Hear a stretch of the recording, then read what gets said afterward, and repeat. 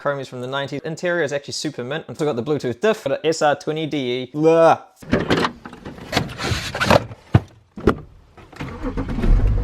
Good morning and welcome back to the channel. We're in the E17 at the moment and we're on way to Josh's house. As the start of the video title probably you gather, there's been some changes. So number one of that is I've quit my job. Number two, Josh bought an S14, that's in pieces. Josh also quit his job, and what we're going to do is spend the next couple of weeks, which wasn't really the intention of quitting the job, but kind of going to fit in well with what I needed to do anyway. We're going to focus on building the S14, getting that thing up and running. We're also going to dive through a whole lot of stuff. I've got the E46 to finish, the other E46 to finish. We've got that paddock car to get a bit of fun on. Josh has got an ML that we're going to do a little bit of work on today. There's his E36. There's a lot of cars that him and I have kind of collected over the little while that are in bits and pieces that need to finish. And this is going to be the start of a series of us basically, while we're both free, living the dream without a job, going through and finishing those projects. When it comes to the Nissan stuff, it should be a bit of fun. I've been mainly in the Euro scene for a while. I did start off in 90s Nissans, Pulsars, SR20s. Growing up in Northland, Silvia Skylines were like dime a dozen everywhere, so they were just kind of the cheap hacks that existed at the time. Of course, now their prices have skyrocketed. Josh, for context, came into cars a little bit after that, so they've always kind of been that outer reach point. He's now managed to buy one, so it's quite fun doing it with him, in that he's never really driven an S14, he's never been in many of those 19 JDM sort of classics now. And he's also come from the Euro side, so for a lot of it it's kind of going back to real basics with those cars. So it's quite a fun build in that, like, he hasn't ever driven them, experienced them, so it kind of doesn't make a lot of sense to him why you love those cars just yet.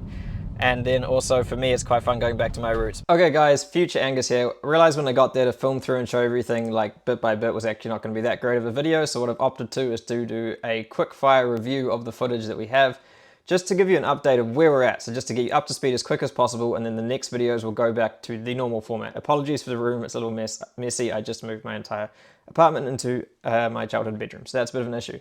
Now, I've just actually tried to run this through once before, and it is spitfire fast, so strap in and try and hold on, and I'll try to keep up. I couldn't keep up with the footage before. I'm going to try and download as much information I have in my brain about this car as possible to you guys to get you up to speed, so that when the next videos kick off, you got all the context and things make sense. So I'm going to click play, and you get to see the beautiful Silvia, and as much information as I can share with you, we will do as fast as possible.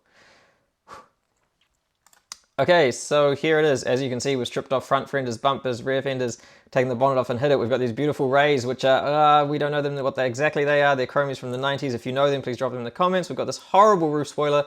Don't really like it, needs to come off. As you can see, the body's rough with some rust bits. We've coated. Interior is actually super mint. Unfortunately, we don't have the mint driver's seat, and that bucket seat's horrible. The dash has like one tiny crack. Honestly, this thing is better than any car I owned from the 90s.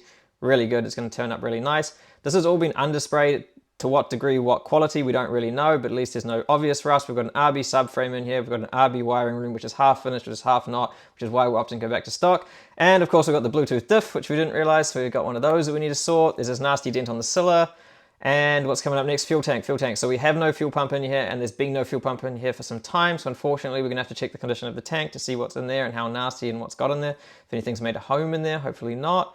Underneath, we've got poly bushes right through the subframe, stiffened up sway bars. We've got an adjustable front arm and some Trade Me no-name brand coilovers, which are probably going to be changed. We've also got some stock stuff we'll put it back in there. And these horrible fenders that are just not nice. These brakes, okay, I should know more about these brakes. I've been told like 3 times what they are. I believe they're out of a Z. They're out of some other Nissan. They're bigger. They need to go on. They're not the stock ones, but we will try to get them on there. I don't know if we've got matching discs. I don't know what's done for brake lines. I don't know what's required for this. I guess we're going to figure it out as we go. If you know anything about it, please comment. Again, interior trim here, pretty good. We've got some nice tail lights, which are actually good because these things are expensive as heck. We've got some nice fog lights, and we've got some nice interior plastics. It's funny seeing the bits on these cars that are super expensive now, but we're literally just like throwing away a couple of years ago. And we've got a broken RB gearbox here, a rather fried clutch, and this is engine. So we've got an SR20 I'll give you a little run by in the background of this engine in the back. As you can see, it's pretty dirty. Here we've got a broken exhaust manifold bolt we need to get out. The valves, well, they look like crusty old, quite messy valves after it's been sitting for a while. Next coming up is the intake. Throttle body, you can see in there some cobwebs, and this thing has really been sitting. And this is where I spill some coolant on my foot, turning it over for you guys, and where the next video kicks off, which will be live in literally about, I don't know, 2 days. Depends when I finish editing it, but it's all here on my computer, good to go. But yeah, so guys, for a background on that engine, the story was the guy had it in his S15. He pulled it out because he wanted to turbo it. While it was out, his mate crashed a factory SR20 det. So he said, oh, I'll just chuck that motor in. And since this engine's sat in storage, but we crack it into the next video and we'll get in there and open it up. But I hope that gives you a quick up to speed, as much information as your brain can handle in this short space of time, and we'll get back to a more traditional style of filming in the next ones. Really would love your comments on these as much as possible. The more knowledge we can bring together from this, the better. But thanks for watching, guys. I hope you're going to like this series, and please like, subscribe if you like the content, and we'll see you in the next one. Cheers.